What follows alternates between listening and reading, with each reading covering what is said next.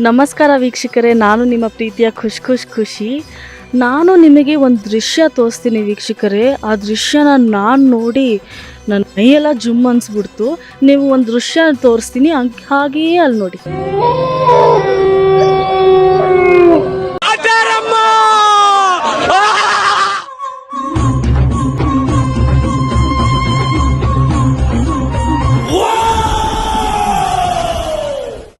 ವೀಕ್ಷಕರೇ, ನಾನು ಅಸುರಕಾಳಿ ಶಕ್ತಿಪೀಠ ದೇವಸ್ಥಾನದಲ್ಲಿದ್ದೀನಿ. ಈ ದೇವಸ್ಥಾನದಲ್ಲಿ ಯಾವ್ಯಾವ ಥರದ ಪೂಜೆಗಳು, ಹೋಮಗಳು, ಈ ದೇವಸ್ಥಾನದ ಇತಿಹಾಸ ಹಾಗೂ ಈ ವಿಗ್ರಹ ಬಗ್ಗೆ ನಿಮಗೆ ತಿಳಿಸ್ಕೊಡ್ತೀನಿ. ವಿಡಿಯೋ ನೋಡ್ತೀರಿ.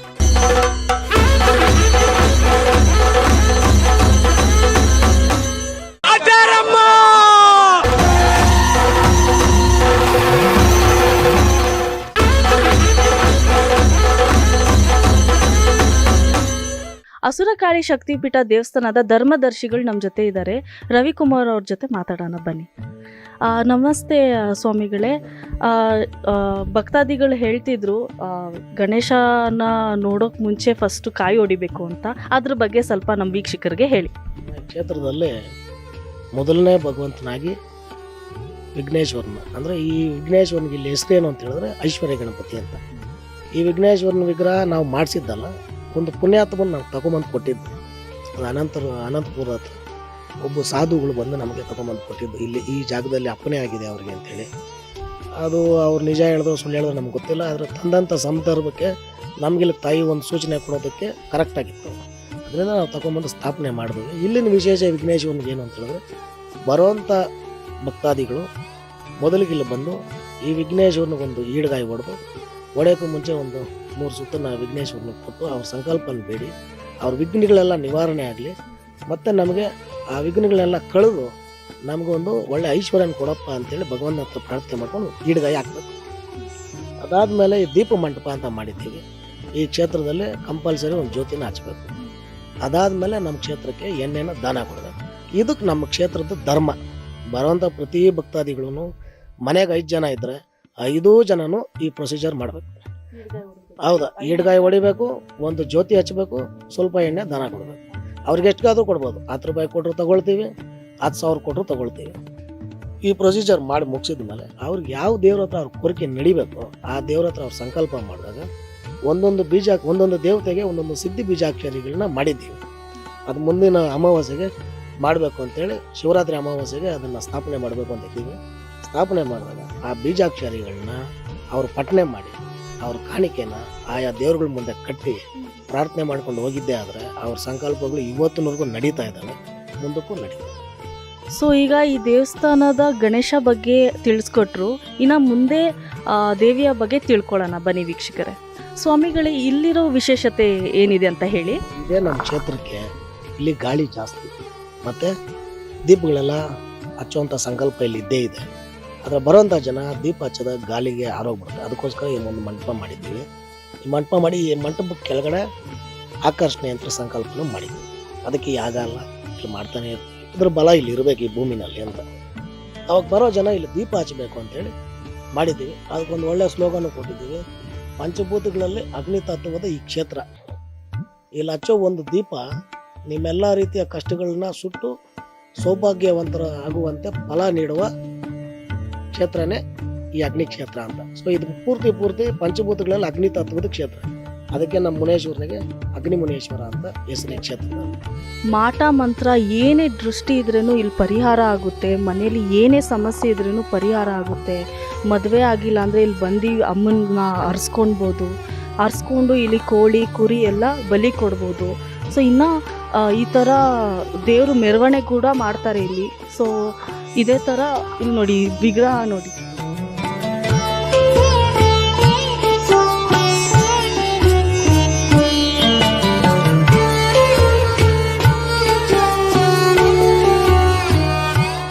ಈ ವಿಗ್ರಹ ನೋಡಿದಾಗೇ ನಿಮ್ಗೆ ಅನಿಸುತ್ತೆ ವೀಕ್ಷಕರೇ, ಎಷ್ಟು ಶಕ್ತಿ ಇದೆ ಈ ದೇವಸ್ಥಾನದಲ್ಲಿ ಅಂತ. ಎಲ್ಲ ಭಕ್ತಾದಿಗಳಿಗೆ ಇಲ್ಲಿ ಬಂದು ಎಷ್ಟೋ ಕಷ್ಟಗಳು ಪರಿಹಾರ ಆಗಿದೆ.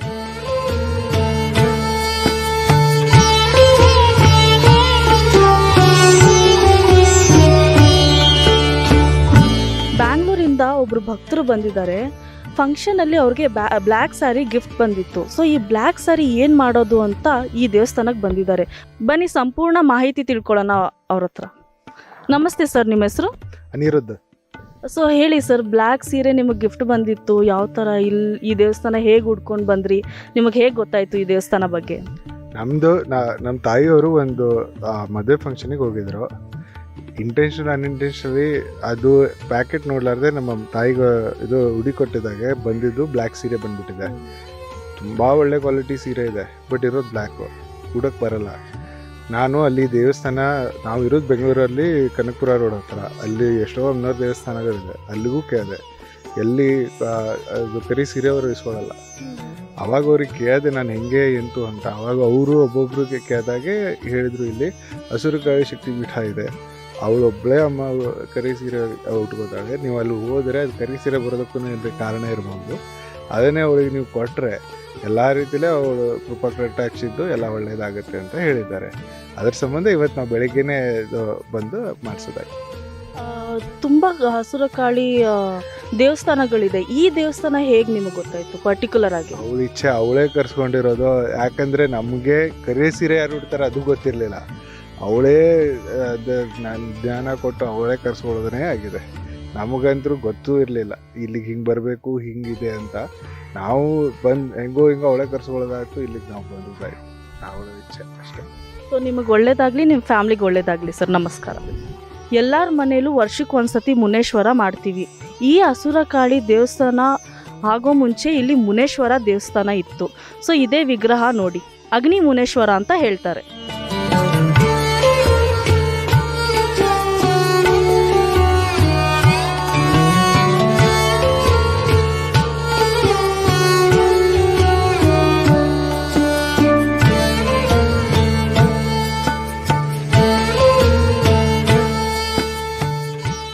ಹಸುರಕಾಳಿ ದೇವಸ್ಥಾನದಲ್ಲಿ ಕಾಟೇರಮ್ಮನನ್ನು ಸ್ಥಾಪನೆ ಮಾಡಿದ್ದಾರೆ. ಇಲ್ಲಿ ಬಂದರೆ ಎಲ್ಲ ಕಷ್ಟಗಳು ಪರಿಹಾರ ಆಗುತ್ತೆ. ಏನೇ ಕಷ್ಟಗಳಿರಲಿ, ಮನೇಲಿ ಏನೇ ಸಮಸ್ಯೆ ಇರಲಿ, ಪರಿಹಾರ ಆಗುತ್ತೆ. ನೋಡಿ, ವಿಗ್ರಹ ನೋಡಿಕೊಂಡು ಕಣ್ ತುಂಬ್ಕೊಳ್ಳಿ.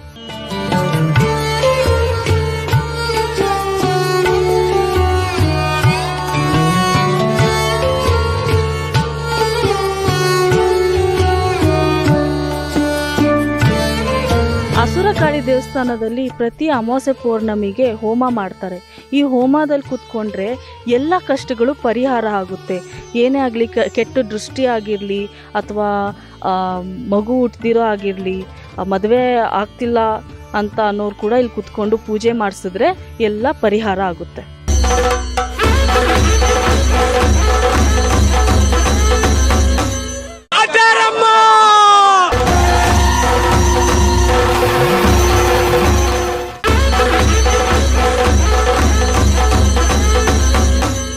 ಸ್ವಾಮಿಗಳೇ, ಅಮ್ಮನ ವಿಗ್ರಹ ಬಗ್ಗೆ ಹಾಗೂ ಯಾವ್ಯಾವ ಥರದ ಪೂಜೆಗಳು, ಏನೇನು ವಿಶೇಷತೆ ಇದೆ ಅಂತ ನಮ್ಮ ವೀಕ್ಷಕರಿಗೆ ಹೇಳಿ. ಅಮ್ಮ, ಈ ನಮ್ಮ ಕ್ಷೇತ್ರದಲ್ಲಿ, ಈ ನಮ್ಮ ಕ್ಷೇತ್ರದ ಹೆಸರು ಅಗ್ನಿ ಕ್ಷೇತ್ರ ಅಂತ. ಮತ್ತು ಇದಕ್ಕೊಂದು ಪೀಠ ಕಟ್ಟಿದ್ದೀವಿ, ಹಸುರು ಮಹಾಕಾಳಿ ಶಕ್ತಿಪೀಠ ಅಂತ. ಈ ಶಕ್ತಿಪೀಠದಲ್ಲಿ ಮೂಲ ದೇವತೆ ಬಂದ್ಬಿಟ್ಟು ಆದಿದೇವತೆ ಅಗ್ನಿ ಮುನೇಶ್ವರನು. ಇಲ್ಲಿ ಮಹಾದೇವತೆ ಬಂದ್ಬಿಟ್ಟು ಈ ಕ್ಷೇತ್ರಕ್ಕೆ ಮಹಾರಾಣಿ ಅಂತ ಕರಿತೀವಿ ನಾವು. ನಮ್ಮ ಅಥರ್ವಣ ಕಾಟೇರಮ್ಮ ಅಂತ. ಅಥರ್ವಣ ಕಾಟೇರಮ್ಮ ಅಂತ ನಾವು ಯಾಕೆ ಕರಿತೀವಿ ಅಂದರೆ, ಆ ತಾಯಿ ಹೆಸರು ಘೋರ ಕಾಟೇರಿ ಅಂತ. ಈ ಕಾಟೇರಿಗಳಲ್ಲಿ ಎಲ್ಲರಿಗೂ ಗೊತ್ತಿರೋಂಗೆ ಕಾಟೇರಮ್ಮ ಅಂತ ಇರೋದಷ್ಟೇ. ತಮಿಳ್ನಾಡು ಕಡೆ ರಥ ಕಾಟೇರಿ ಅಂತೇಳಿ ಮಾಡ್ತಾರೆ. ಆದರೆ ಇರೋದು ಕಾಟೇರಿಗಳು 18 ಕಾಟೇರಿಗಳಿವೆ. 18 ಕಾಟೇರಿಗಳಿಗೂ ಮೂಲ ಅಂತ ಹೇಳಿದ್ರೆ, ದೊಡ್ಡವಳು ಅಂತ ಹೇಳಿದ್ರೆ ಘೋರ ಕಾಟೇರಿ. ಅವಳಿಂದ ಅಂಶನೇ ಇನ್ನು 17 ಕಾಟೇರಿ.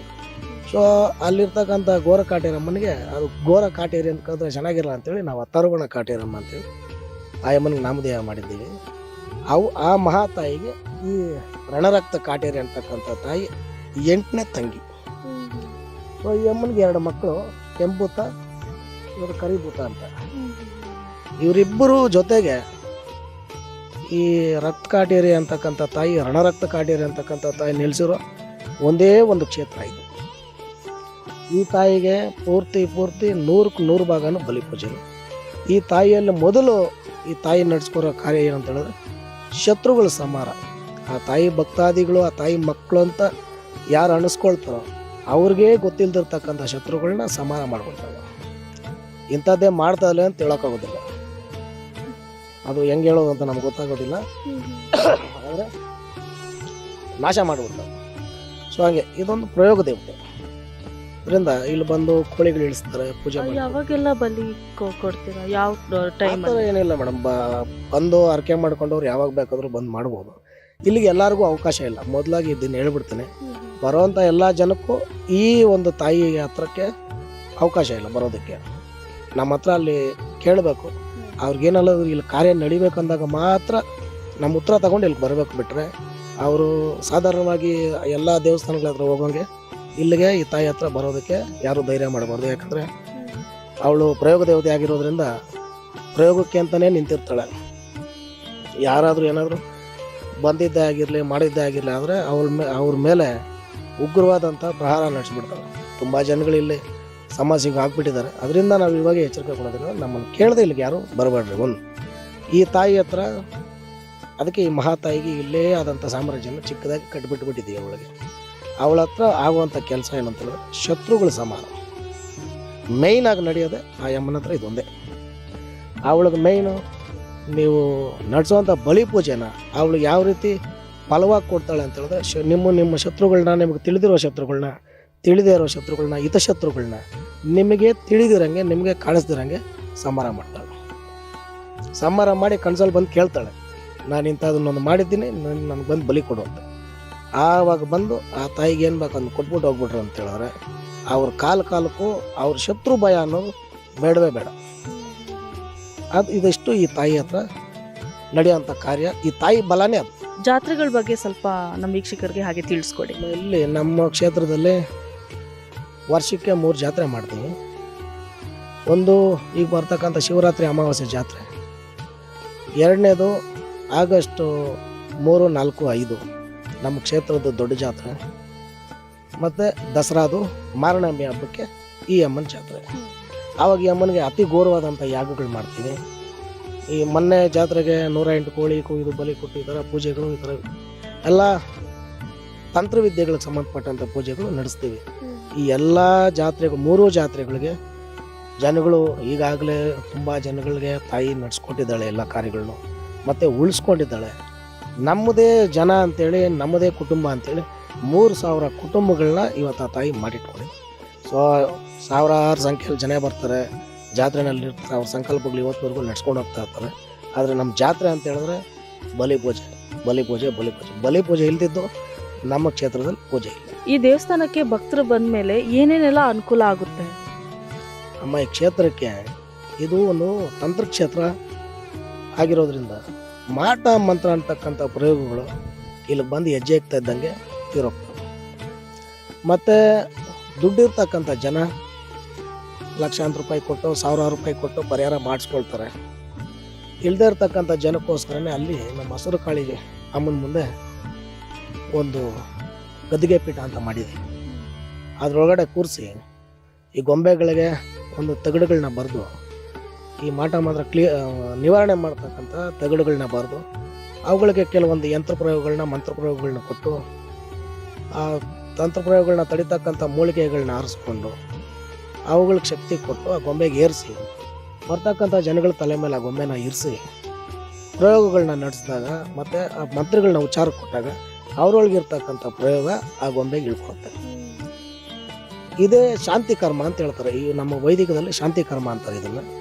ಅದೇ ರೀತಿ ಅದೇ ಗೊಂಬೆನ ಇಟ್ಕೊಂಡು ಅವ್ರು ವಸ್ತು ತಗೊಂಡು ಮಾಡೋವಂಥ ತಿರುಗ್ಬರ್ಗ್ ಮಾಡೋವಂಥ ಪೂಜೆನೇ ಕೆಡಕು ಪೂಜೆ ಅನ್ನೋದು. ಅದೇ ಮಾಟ ಮಂತ್ರ ಅನ್ನೋದು.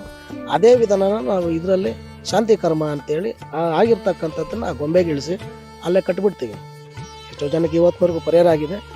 ಬರ್ತಕ್ಕಂಥ ಜನಗಳು ಗ್ರಹ ದೋಷನೋ, ಮದುವೆನೋ, ಸಂತಾನನೋ, ಮಾಟ ಮಂತ್ರನೋ, ಕಾಯಿಲೆ ಕಸಾಲೆನೋ ಏನಾದರೂ ಇರಲಿ, ಇಲ್ಲಿ ಬಂದು ದುಡ್ಡು ಕಾಸು ಖರ್ಚು ಎಷ್ಟಾಗುತ್ತೋ, ಸ್ವಾಮಿಗಳು ಎಷ್ಟು ಕೇಳ್ತಾರೋ ಯಾರು ಏನೂ ಕೇಳೋದಿಲ್ಲ.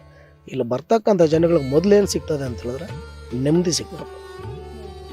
ಇಲ್ಲಿ ಸದಾ ವಾರಕ್ಕೆ 3 ದಿನವೂ ಸದಾ ಇಲ್ಲಿ ಬಲಿ ಪೂಜೆನೇ. ಸೊ ಅದರಿಂದ ಇಲ್ಲಿ ಯಾವಾಗೂ ನಾನ್ ವೆಜ್ ಊಟ ಇರ್ತದೆ, ಮುದ್ದೆ ಇರ್ತದೆ, ಮತ್ತು ವೆಜ್ ತಿನ್ನೋರಿಗೆ ಸೊಪ್ಪಿನ ಸಾರು ಇಲ್ಲಿರ್ತದೆ. ಅವ್ರಿಗೆ ಯಾವ್ದು ಬೇಕೋ ಅದನ್ನು ಆರಿಸ್ಕೊಂಡು ತಿನ್ಬೋದು. ಇಲ್ಲಿ ಕ್ಷೇತ್ರಕ್ಕೆ ಬರೋಂಥ ಜನಕ್ಕೆ ಮೊದಲು ಆ ತಾಯಿ ಕೊಡೋದು ನೆಮ್ಮದಿ. ಅದನ್ನು ಬಿಟ್ಟು ಅವರು ಈ ರೀತಿ ಒಂದು ಸಮಸ್ಯೆ ಇದೆ ನಮಗೆ ಪರಿಹಾರ ಆಗಬೇಕು ಅಂತ ಹೇಳಿದ್ರು ಆ ತಾಯಿ ಹತ್ರ 7 ವಾರ ಬಂದು ಆ ಗಣೇಶನಿಗೊಂದು ಈಡ್ಗಾಯಿ ಹೊಡೆದು ಒಂದು ಜ್ಯೋತಿ ಹಚ್ಚಿ ಒಂದು ಎಣ್ಣೆನ ಸ್ವಲ್ಪ ಅವ್ರಿಗಾಗಂತೂ ಎಣ್ಣೆನ ದಾನ ಕೊಟ್ಟು ಅವ್ರ ಕಾರ್ಯನ ಸಂಕಲ್ಪ ಮಾಡ್ಕೊಂಡು ಹೋಗಿದ್ದೆ. ಆದರೆ ಇವತ್ತಿನವರೆಗೂ ನಡೆದಿದ್ದಾವೆ, ಮುಂದಕ್ಕೂ ನಡೀತವೆ. ಸ್ವಾಮಿ ನಿಮ್ಮ ಹತ್ರ ಬಂದು ತುಂಬ ಜನ ಹೋಮ ಮಾಡಿಸಿದ್ದಾರೆ. ಸೊ ಅವ್ರಿಗೆ ಏನೇನು ಅನುಕೂಲ ಆಗಿದೆ ಅಂತ ಒಂದು ಉದಾಹರಣೆ ಕೊಡಿ. ಅಮ್ಮ, ಕೆಲವರು ರಾಜಕೀಯದ ವ್ಯಕ್ತಿಗಳು ಬರ್ತಾರೆ, ಅವ್ರಿಗೂ ನಾವು ಹೆಸರು ಹೇಳೋದಿಲ್ಲ, ಬಂದು ಗುಪ್ತವಾಗಿ ಮಾಡ್ಕೊಡ್ತೀವಿ, ಮಾಡ್ಕೊಂಡೋಗಿದ್ದಾರೆ. ಅವರು ರಾಜಕೀಯದಲ್ಲಿ ಅವ್ರಿಗೇನು ಕಾರ್ಯ ಆಗಬೇಕು ಆಗಿದೆ. ಅದೇ ರೀತಿ ಪಾಂಡಿಚೇರಿಯಿಂದ ಒಂದು ಶಾಸಕರು ಬಂದಿದ್ದರು, ಅವ್ರದ್ದೇನೋ ಒಂದು ಸಮಸ್ಯೆ ಆಗಿತ್ತು. ಅವರು ಒಂದು ವಾರ ಇಲ್ಲೇ ಇದ್ದು ಹಸುರ ಕಾಳಿ ಯಾಗನ ನಡೆಸ್ಕೊಂಡು ಹೋದ್ರು. ಅವರು ಏನಕ್ಕೋಸ್ಕರ ಬಂತು ಆ ಕಾರ್ಯ ಆಯಿತು. ಆದರೆ ಇವತ್ತಿನವರೆಗೂ ಅಂದಂದ ದೊಡ್ಡ ದೊಡ್ಡ ವ್ಯಕ್ತಿಗಳು ನಮ್ಮ ಕ್ಷೇತ್ರಕ್ಕೆ ಬಂದು ಪರಿಹಾರ ಕಂಡಿದ್ರು. ನಮ್ಮ ತಾಯಿ ಆದವಳು ಅವ್ರ ಹತ್ರ ಇದುವರೆಗೂ ಯಾವುದೇ ಒಂದು ಕಾರ್ಯನ ಈ ಕ್ಷೇತ್ರಕ್ಕೆ ಮಾಡಿಸ್ಕೊಡ್ಲಿಲ್ಲ. ಅವ್ರು ಮಾಡ್ತೀವಿ ಅಂತ ಬಂದರೂ ಅವ್ರನ್ನ ವಾಪಸ್ ಕಳಿಸಿದ್ದಾಳೆ. ಸೊ ಇವತ್ತಿನವರೆಗೂ ಆ ತಾಯಿಗೆ ಏನು ಬೇಕೋ ಅದನ್ನು ನಮ್ಮ ಕೈಯಲ್ಲೇ ಮಾಡಿಸ್ಕೊಳ್ತಾ ಬಂದಿದ್ದಾಳೆ. ತುಂಬ ಬಡವ್ರನ್ನ ಬಗ್ಗರನ್ನ ಕೇಳಿ ಮಾಡಿಸ್ಕೊಳ್ತಾಳೆ ಬಿಟ್ಟರೆ ಶ್ರೀಮಂತರನ್ನ ನಾನು ಮಾಡ್ತೀನಿ ಅಂತ ಬರೋವ್ರನ್ನ ಇವತ್ತಿನವರೆಗೂ ದೂರ ತಳ್ಳಿದ್ದಾಳೆ. ಯಾಕೆ ಅಂತ ನಮಗೂ ಗೊತ್ತಿಲ್ಲ.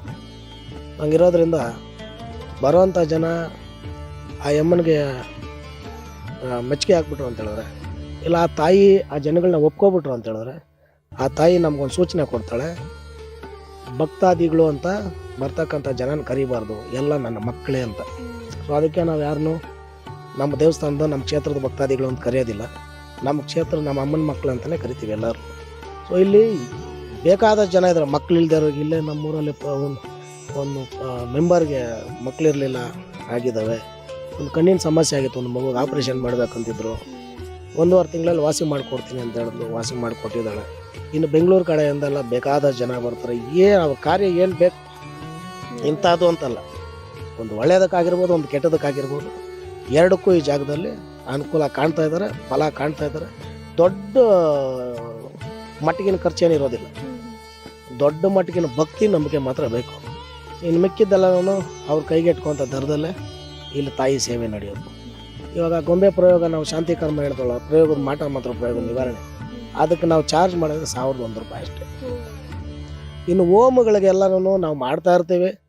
ನಾವು ಒಂದ್ಸರಿ ಯಾಕೆ ಕೂತ್ಕೊಂಡ್ವಿ ಅಂತ ಹೇಳಿದ್ರೆ ನಾವು ಮಾಡೋದೆಲ್ಲ ತಂತ್ರ ಪೂಜೆಗಳಾಗಿರೋದ್ರಿಂದ ಯಾಗಕ್ಕೂ ಬಲಿಗಳು ಕೊಡೋದು ಈ ಥರ ಎಲ್ಲ ಇರ್ತದೆ. ಕೆಲವೊಬ್ರಿಗೆ ಭಯ ಆಗ್ಬೋದು, ಕೆಲವೊಬ್ಬರಿಗೆ ಹೆಂಗಪ್ಪ ಅನಿಸ್ಬೋದು, ಕೆಲವೊಬ್ರಿಗೆ ಅದು ಒಪ್ಕೊಂಡಿರ್ತಾರೆ. ಹೊಸದಾಗಿ ನಮ್ಮ ಕ್ಷೇತ್ರಕ್ಕೆ ಬರೋಂಥ ಜನ ಈ ಯಾಗಗಳಲ್ಲಿ ಪಾಲ್ಗೊಂಡಿದ್ದೇ ಆದರೆ ಪಾಲ್ಗೊಂಡು ಹೋದ್ಮೇಲೆ ಅವ್ರಿಗೆ ಏನು ಅಂದ್ಕೊಂಡು ಬಂದು ಇಲ್ಲಿ ಕುಂತಿರ್ತಾರೋ ಆದಷ್ಟು ಮನೆಗೆ ಹೋದ್ಮೇಲೆ ನಡೆದಿದೆ. ಅವರೇ ಮತ್ತೆ ಬಂದು ನೆಕ್ಸ್ಟ್ ಹೋಮ ಯಾವಾಗ ಮಾಡ್ತೀರಿ ಸ್ವಾಮಿ ಅಂತ ಕಾಯ್ಕೊಂಡಿದ್ದು ಬಂದು ನಡ್ಸ್ಕೊಂಡು ಹೋಗ್ತಾರೆ. ಯಾವುದೇ ಚಾರ್ಜ್ ಮಾಡಲ್ಲ ನಾವು. ಮುಂದಕ್ಕೇನಾದರೂ ಜನ ಜಾಸ್ತಿ ಆದರೂ ಇಲ್ಲ ಅವರು ಸಮಸ್ಯೆಗಳು ಜಾಸ್ತಿ ಆದರೂ ತಲೆಗೆ ಒಂದು 100 ರೂಪಾಯಿ ಮಾಡೋಣ ಅಂತಿದ್ದೀವಿ, ಅಷ್ಟು ಬಿಟ್ಟರೆ ಇನ್ನು ಯಾವುದೇ ರೀತಿ ಜನಗಳು ದೊಡ್ಡದಾಗಿ ಎಷ್ಟು ಖರ್ಚಾಗುತ್ತೋ ಏನು ಖರ್ಚಾಗುತ್ತೋ ಅಂತ ಭಯ ಬಿದ್ದುಕೊಂಡಂತೂ ನಮ್ಮ ಕ್ಷೇತ್ರಕ್ಕೆ ಬರೋವಂಥ ಜನಗಳೆಲ್ಲರೂ ಅಮ್ಮನ ಮಕ್ಕಳಾಗಿ ಇದೊಂದು ತವ್ರ ಮನೆ ಅಂದ್ಕೊಳ್ಳಿ.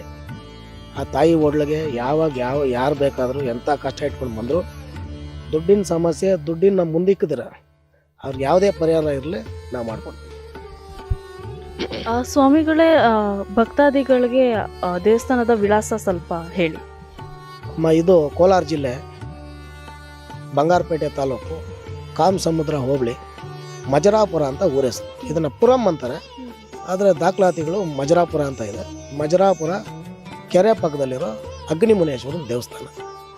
ಇಲ್ಲಿ ಆ ಕಾಲದಿಂದನೂ 4 ತಲೆಮಾರುಗಳಿಂದ ನಮ್ಮ ಸ್ವಾಮಿ ಅಗ್ನಿಮುನೇಶ್ವರನ ಇಲ್ಲಿ ವಾಸ. ಅವಾಗೆಲ್ಲ ಒಳದೇವ್ರುಗಳು ಮಾಡ್ಕೊಂಡು ಬಂದಿದ್ದಾರೆ ನಮ್ಮ ದೊಡ್ಡಪ್ಪನವರು, ನಮ್ಮ ತಾತನವರೆಲ್ಲ. ಆ ರೀತಿ ಆ ಸ್ವಾಮಿನ ಇವಾಗ ಆ ಸ್ವಾಮಿ ದೇವಸ್ಥಾನನ ಅಭಿವೃದ್ಧಿ ಮಾಡಿ ಇವತ್ತು ಈ ದೊಡ್ಡ ಕ್ಷೇತ್ರನಲ್ಲಿ ನಿರ್ಮಾಣ ಮಾಡಿದ್ದೀವಿ. ಈ ನಿರ್ಮಾಣ ಮಾಡೋಕ್ಕೆ ಕಾರಣವೂ ನಮ್ಮ ತಾಯಿ ಕಾಟೇರಮ್ಮನೆ, ಅಥರ್ವಣ ಕಾಟೇರಮ್ಮ. ಇಲ್ಲಿ ಒಂದೊಂದು ನಾವು ಮಾಡಿರೋದು ಆಯ ಆಗಿರಲಿ, ಎಲ್ಲ ಯಾವ್ಯಾವ ದೇವತೆ ಎಲ್ಲೆಲ್ಲಿ ಬರಬೇಕು ಅನ್ನೋದಾಗಿರಲಿ, ಆ ತಾಯಿನ ಹೊತ್ಕೊಂಡು ಆ ತಾಯಿ ಕೊಟ್ಟಂಥ ಸೂಚನೆಗಳು ಮತ್ತು ಈ ಇದ್ರ ಮೇಲೆ ಬಿಟ್ಟರೆ ಇನ್ನು ನಾವು ಯಾರನ್ನೂ ಕರ್ಕೊಂಡು ಬಂದು ಸ್ವಾಮಿಗಳನ್ನಾಗಿರಲಿ ವೈದಿಕರನ್ನಾಗಿರಲಿ ಯಾರನ್ನೂ ಕರ್ಕೊಂಡ್ಬಂದು ನಾವಿಲ್ಲಿ ಏನೂ ಮಾಡಿಸಿಲ್ಲ. ತಾಯಿ ಏನು ಸೂಚನೆ ಕೊಟ್ಟವಳೆ, ಎಲ್ಲಿಂದ ಎಲ್ಲಿ ಕಾಯ ಕೊಟ್ಟವಳೆ ಅದನ್ನೇ ಮಾಡಿದ್ದೀವಿ. ಎಲ್ಲನೂ ಆ ತಾಯಿನೇ ಇಲ್ಲ. ಇನ್ನು ಮಜರಾಪುರ ಕೆರೆ ಹತ್ರ ದೇವಸ್ಥಾನ ಅಂದರೆ ಸಾಕಷ್ಟು ನಮ್ಮ ಭಕ್ತಾದಿಗಳಿಗೆ ತಿಳಿಸ್ಕೊಟ್ಟಿದ್ದೀರಾ ಸ್ವಾಮಿಗಳೇ, ತುಂಬ ತುಂಬ ಧನ್ಯವಾದಗಳು. ಕೊನೆಯದಾಗಿ ಏನು ಹೇಳ್ತೀನಿ ಅಂದರೆ ಜನಗಳಿಗೆ, ಎಲ್ಲೆಲ್ಲೋ ಹೋಗಿ ನಮ್ಮ ಪರಿಹಾರ ಕಾಣಲಿಲ್ಲ, ಇಲ್ಲಿಗೆ ಹೋದ್ರೂ ಅಷ್ಟೇ ಅಂತ ಅಂದ್ಕೊಂಡು ಮಾತ್ರ ಕ್ಷೇತ್ರಕ್ಕೆ ಬರಬೇಡ್ರಿ. ಎಲ್ಲೆಲ್ಲಿ ಹೋಗಿದ್ರೂ ಸರಿ, ಇಲ್ಲಿಗೆ ಬಂದಂಥ ಜನ ಇವತ್ತಿನವರೆಗೂ ಪರಿಹಾರ ಕಾಣ್ತಾ ಇದ್ದಾರೆ. ನೀವು ಮುಂದಿನ ದಿನಗಳೆಲ್ಲ ಬರೋದಾದರೆ ಇಲ್ಲಿ ಪರಿಹಾರ ಕಂಡಿರೋ ಜನ ಎಷ್ಟೋ ಜನ ಇಲ್ಲಿ ಇರ್ತಾರೆ. ಈ ದೂರಾಭಾರದಿಂದ ಬರ್ತಾರೆ ಅನ್ನೋದಕ್ಕೆ ಅವ್ರು ಹೋಗೋಕ್ಕಾಗೋದಿಲ್ಲ, ಇಲ್ಲಿ ವ್ಯವಸ್ಥೆಗಳು ಕಡಿಮೆ.